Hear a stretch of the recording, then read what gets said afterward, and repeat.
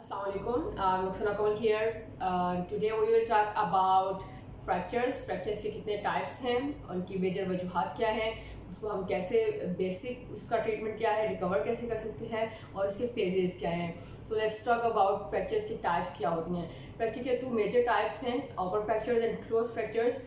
Open fractures के सब types हैं, उसमें मज़ीद 3 और 4 टाइप्स हैं. फॉर एग्जांपल ओपन फ्रैक्चर्स वो फ्रैक्चर्स होते हैं जिसमें कोई ट्रॉमा हुआ और स्किन रप्चर हो गया और वुंड ओपन हो गया और इसको जिसमें ब्लीडिंग होती है वो ओपन फ्रैक्चर होता है. और ऐसे फ्रैक्चर्स जो क्लोज होते हैं उनकी एक डिफाइंड एक फॉर्म है, मीन्स उसमें स्किन रप्चर नहीं होती, ब्लीडिंग नहीं होती और सिर्फ कलर चेंज होता है, स्वेलिंग होती है, टेंडरनेस हो जाती है, वो एरिया मूव करने में प्रॉब्लम होती है, वेट ब्लीडिंग नहीं होती. इस तरह के सारे जो सिम्टम्स नज़र आते हैं वो क्लोज फ्रैक्चर में नज़र आते हैं. सो जो ओपन फ्रैक्चर्स हैं, ओपन फ्रैक्चर के डिफरेंट टाइप्स हैं, जिसमें ट्रांसफर फ्रैक्चर आते हैं, ऑब्लिक फ्रैक्चर्स आ सकते हैं, इसमें कम्यूटेड फ्रैक्चर्स आते हैं. ये सब फ्रैक्चर्स वो हैं जो हम सर्जिकली ट्रीट करते हैं. जितने भी क्लोज फ्रैक्चर्स हैं उनके लिए भी एट टाइम सर्जरी रिक्वायर होता है. बस मोस्ट ऑफ द टाइम जो ऐसे फ्रैक्चर्स, फॉर एग्जांपल इसमें हेयरलाइन फ्रैक्चर आ जाते हैं, ऐसे फ्रैक्चर्स जो कि स्ट्रेस फ्रैक्चर होते हैं, किसी ट्रॉमा से हो गए या फिर आपकी हिस्ट्री ऑफ फॉल है या ओवर यूज़ की वजह से हो जाते हैं, एथलीट्स में हो जाते हैं, इनको कवर अप करने के लिए सर्जरी रिक्वायर नहीं होता.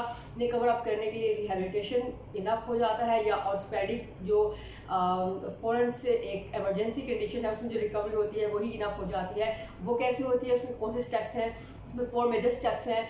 नंबर 1 रेस्टिंग करते हैं हम. नंबर 2 क्लीनिंग करने के बाद थोड़ी सी ट्रैक्शन करते हैं, पोजीशनिंग करते हैं. नंबर 3 देन कास्टिंग अप्लाई करते हैं, या तो वो प्लास्टर होता है या कोई भी ब्रीदेबल कोई भी कास्टिंग अप्लाई करते हैं.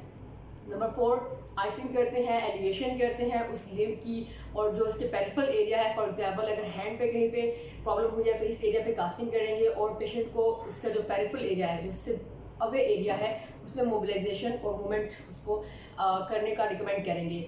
मेडिकेशन होती है, उसमें पेन किलर्स आते हैं. अगर ओपन फ्रैक्चर है तो साथ में इन्फेक्शन कंट्रोल करने के लिए मेडिसिन आ जाते हैं. लेकिन अगर क्लोज फ्रैक्चर हो, कैल्शियम, विटामिन डी और ऐसे सारे सब्सटेंसेस जिनमें, और फूड आइटम्स जिनमें कैल्शियम ज़्यादा हो, विटामिन डी थोड़ा सा ज़्यादा हो, रिच फूड जिसमें आयरन ज़्यादा हो, वो हम रिकमेंड करते हैं. पेन किलर्स रिकमेंड की जाती हैं, रिलैक्सेंट्स प्रोवाइड किए जाते हैं और पेशेंट को रेस्ट किया जाता है.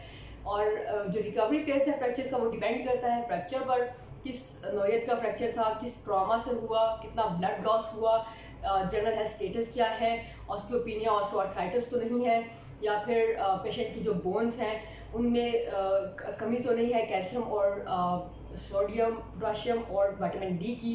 ये सारे फैक्टर्स मिलकर स्ट्रेंथ कॉज करते हैं. इसलिए जब इन सब फैक्टर्स को देखा जाता है उसके बाद डिफाइन किया जाता है कि रिकवरी कितनी होती है. बट नॉर्मली 4 to 6 वीक्स या इससे थोड़ा सा ज़्यादा टाइम लग जाता है, डिपेंड करता है पेशेंट की कंडीशन पर. But normal is 4 to 6 weeks.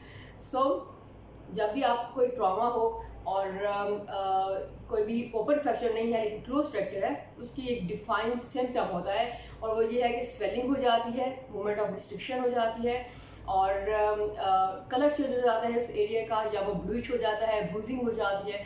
तो जब ऐसी कोई कंडीशन होती है तो आप उसको, every fracture is not for fixation. So आप हर फ्रैक्चर को पुल करके और उसको बैंडेज करके रिकवर नहीं कर सकते. कुछ ऐसे फ्रैक्चर्स होते हैं जिसमें मूवमेंट रिक्वायर होती है.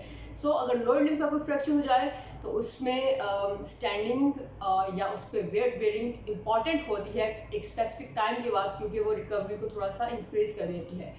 So that's all about fractures and hope to see you next time with another topic. Thank you so much.